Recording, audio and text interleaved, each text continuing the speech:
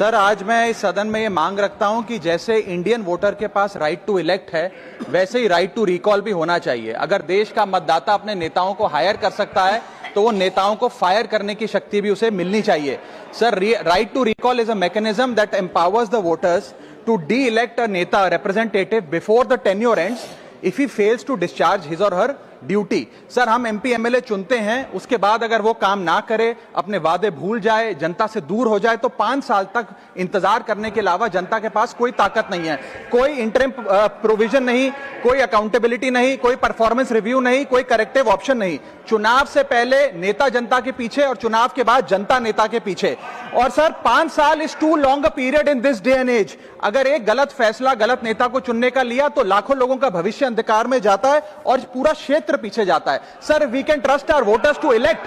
हमें अपने मतदाता पे विश्वास करना चाहिए कि वो अपनी गलती बदल भी सके राइट टू रिकॉल की ताकत से। Sir, let me clarify that right to recall is not a weapon against politicians. It is an insurance policy for democracy.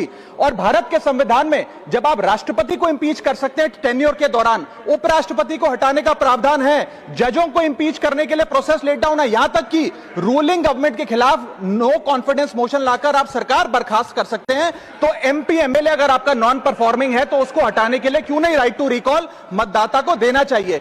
दुनिया की 24 से ज्यादा डेमोक्रेसीज में राइट टू रिकॉल का मैकेनिज्म लागू है, जिसमें यूएस, कनाडा, स्विट्जरलैंड जैसे देश है। मैं आपको उदाहरण देता हूं सर, कैलिफोर्निया में एक गवर्नर क्रिस डेविस नाम के नेता 2002 में चुने गए।